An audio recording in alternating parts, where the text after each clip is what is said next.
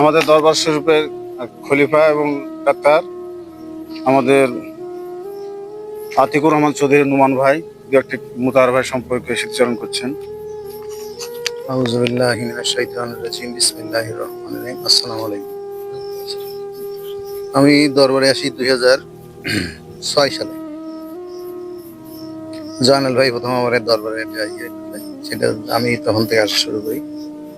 তো সেই সময় থেকে মুতাহার ভাইকে আমি চিনি। মুতাহার ভাই দরবারের ব্যাপারে, পীর কেবলার ব্যাপারে ওনার খুব ভালো বিশ্বাস ছিল। একজন মুরিদের তার পীরের প্রতি, মুর্শিদের প্রতি, মুর্শিদের সন্তানদের প্রতি, অন্যান্য পীর ভাইয়ের প্রতি যে সমস্ত দায়িত্ব কর্তব্য থাকে উনি সেইগুলো পুঙ্খানুপুঙ্খভাবে উনি পালন করছেন। সেই সাথে ওনার একটা বড় সম্পদ, উনি যে স্ত্রী পাইছিলেন সেটা আমি মনে করি যে মুতাহার ভাইয়ের চেয়ে কম নয়। মুতাহার ভাইয়ের এটা একটা প্লাস পয়েন্ট যে ওইরকম একটা সদা হাস্যোজ্জ্বল পীর কেবলার একটা মেয়ে উনি পাইছিলেন ওনার জীবনে।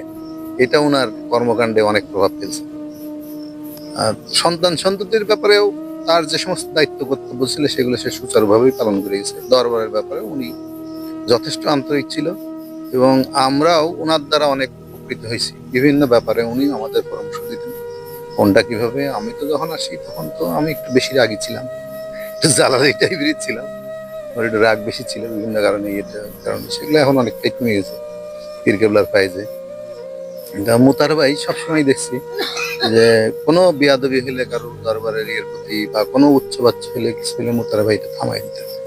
মুতাহার ভাই এ সম্পর্কে বলতেন পা কোন দিকে দিতে হবে, দরবারে কোন দিক দিয়ে বসতে হবে, এগুলো শুদ্ধ উনি আমাদের শিক্ষা দিতেন। বলতেন যে পীর কেবলা এখন ভিতরে আছে, তাহলে ওইদিকে পাঠান করে এদিক করে।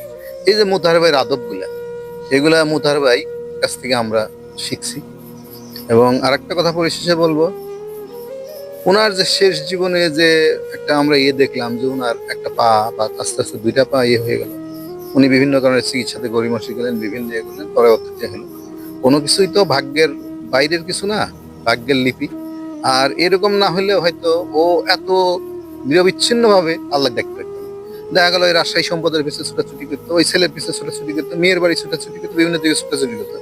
শেষ সময় আল্লাহকে এমন একটা সুযোগ করে দিল যে ও ঘরে বসে বসে কখনো দরবারে এসে বসে, কখনো আমরা এদিক ওদিক ছুটছি, ও মসজিদে বসে থাকছে, ধরে আনলে দরবার এসে বসে থাকছে। এই যে এভাবে মানে একটা অখণ্ড অবসর পাওয়া ওই ঘটনার মাধ্যম দিয়ে, সেটাও তাকে তার তরিকতের পথে আরো বেশি অগ্রসর করে দিচ্ছে শেষের দিকে।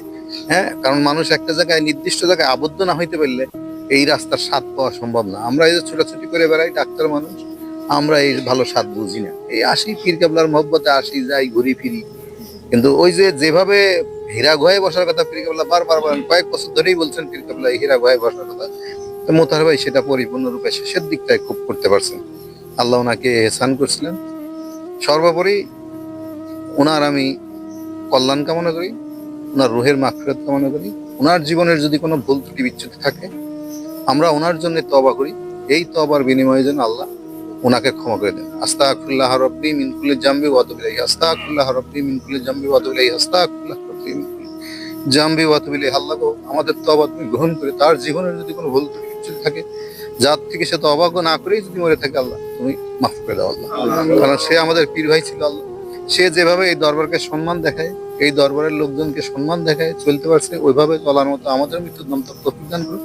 দরবারের প্রতি এরকম ভক্তি, বিশ্বাস, শ্রদ্ধা রাখার মতো তৌফিক দান করো। আর মুতাহার ভাইয়ের জন্য আল্লাহ তুমি তোমার জান্নাতের উচ্চ মাকাম দান করো। তার কবরের সাথে দয়াল নবীর কবরের এলকা করে দাও, জান্নাতের এলকা করে দাও। আসসালামু আলাইকুম।